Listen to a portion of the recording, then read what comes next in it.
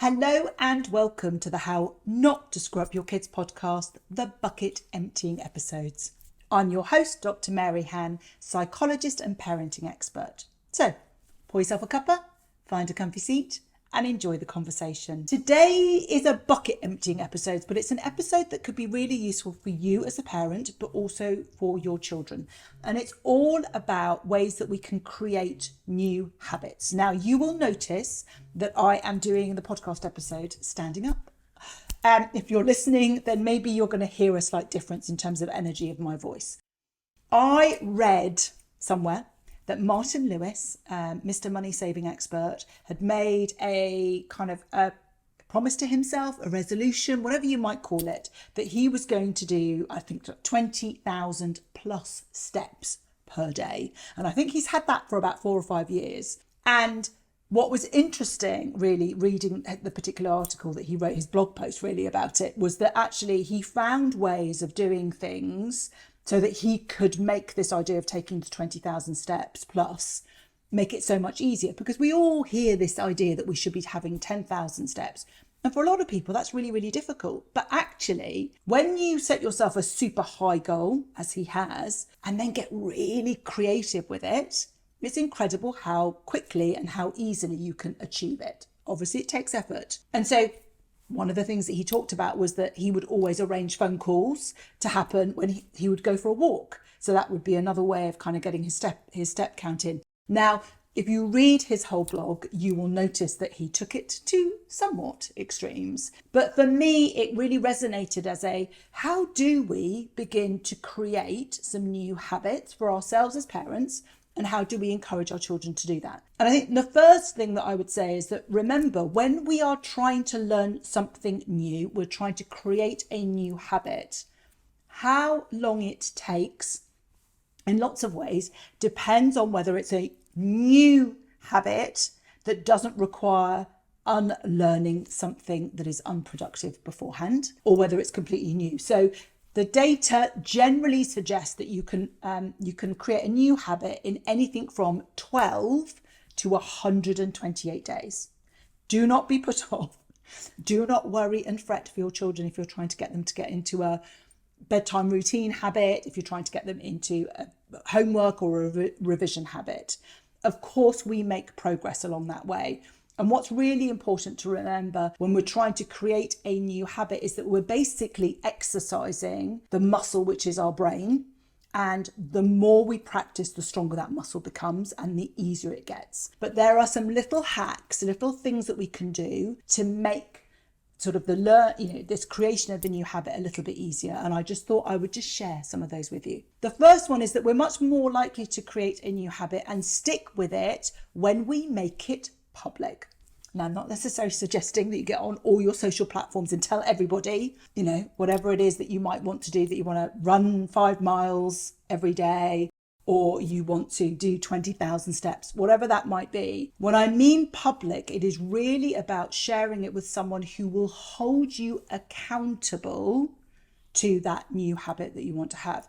And that can be one friend, it can be a collective of friends, whatever that means for you, but it's someone that you know is going to challenge you, is going to ask you, have you done it? Why haven't you done it? What are you going to do differently? And really be there as your cheerleader and champion, but is also going to be there to kind of really encourage you that you can do it. So that's the first thing, is the moment we make it public to somebody or a group of people, we're much more likely to achieve it. When we keep it quiet and on the low, then it's very easy to kind of go, maybe next week or maybe in a month, whatever it might be. So the first one is this idea about make it public and make yourself accountable.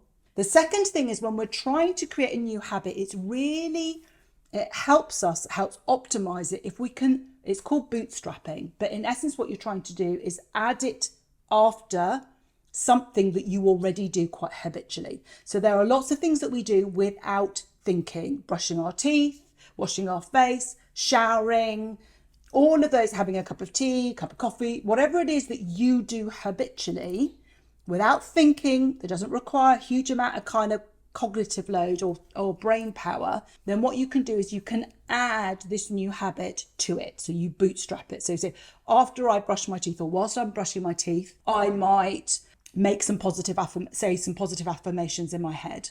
When I make a cup of tea, I will always drink a glass of water. It's those sorts of things. So you're tagging it, you're bootstrapping, you're using something that you already do as a reminder to be able to do that. So number one is this idea about finding someone to be accountable to. Number two is about this idea of bootstrapping. And number three is about really taking that habit that you want to create and taking it through to its nth degree. So you're thinking about, by acquiring this particular habit, by being disciplined, for lack of a better word, by being able to do this as I intend to do, what is that going to give me?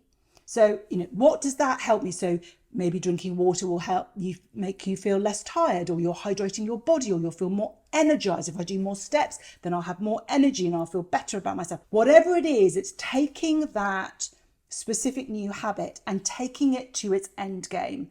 And that's really crucial, because those moments when we wane or we decide to, I'll start next week, when we've got a real connected why am I doing this? What's the long game? Then we're much more likely to kind of see that through, because we can see that connection. And that's really crucial for our children when we're trying to create and encourage them to form new habits. Is if they're not connected with the why, they're not connected to, in essence, what will feel like pain in order to do that resistance, then they're much less likely to do it. So that's number three. And then the fourth thing that we need to do is we need to think through, and this might sound a little bit counterintuitive, but we need to think through, what am I going to do in those situations where I try to avoid it? And I say, actually, do you know what? I'm not going to do it today. How can I foolproof myself on the days that I object, on the days that I choose not to do it or would rather not? How can I overcome? And it may be